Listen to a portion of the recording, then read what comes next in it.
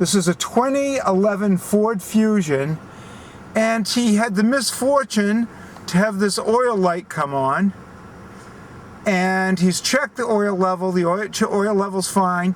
He brought the car to a dealer who said that he needs an oil pressure switch. So they also said it would cost $200. So he and I are going to try to find out where the oil switch is and replace it. Jimmy's already gone to AutoZone and he bought one there for $19, or right? Yeah, somewhere around there. Somewhere around $19. So we will try to find it and replace it, and we will save you the money by showing you where it is if we find it. And it didn't take long to see that the oil pressure switch is right there above the flange where the oil filter is.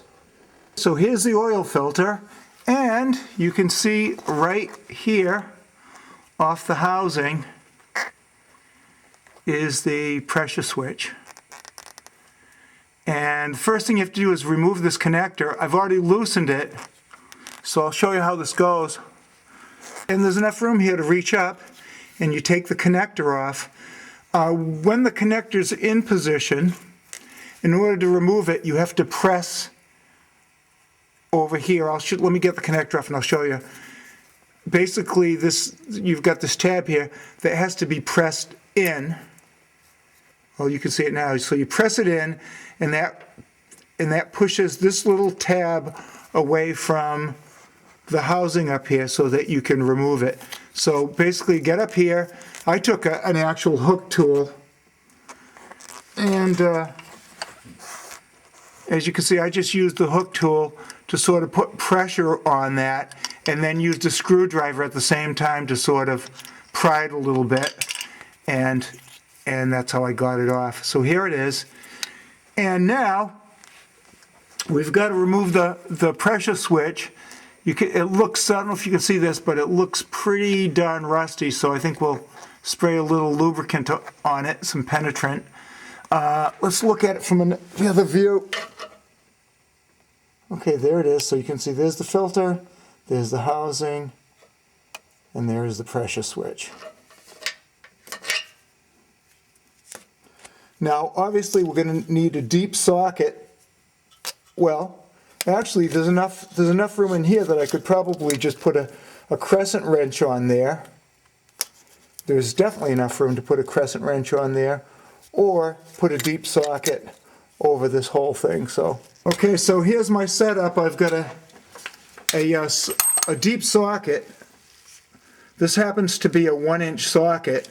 But again, if you wanted to, you could use a pair of vice grips, or you could use a wrench, because there's definitely enough space here to do this. My 1-inch socket does fit over the switch. There's a little bit of slop in there, but it's still snug enough that you can use this to turn the switch out. So, and I think by now it's already can be turned by hand. And I think we're going to get a little bit of oil coming out of here. I'm not really sure. All right, you know what? I'm just going to take my chances.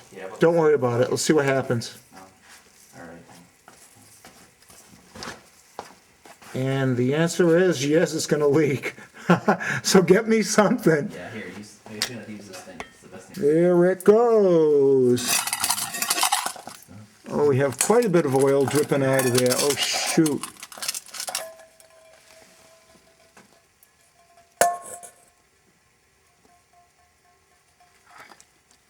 Okay, so if you do this job at home, make sure you have a little basin, because we got a pretty good oil spill on the floor here too. So that's what happens if you don't have a basin ready. Okay, and here's the new pressure switch right here. And we'll screw it in, reconnect the connector, and save ourselves about $200 approximately. And you can too. Threading this in by hand, and now once the Teflon gets there, okay, now it's getting a little bit tight. So I'll put the socket on, snug it up, don't go crazy because the pressure switch is hollow and easy to break, so I'm just gonna get it, maybe, I don't even know, maybe 5 foot-pounds or 6 foot-pounds, but not crazy tight.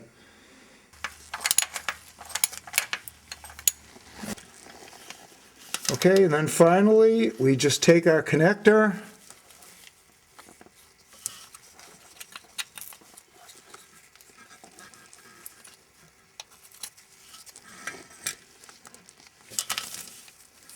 and line it up, and then click it back into place, and we are in business.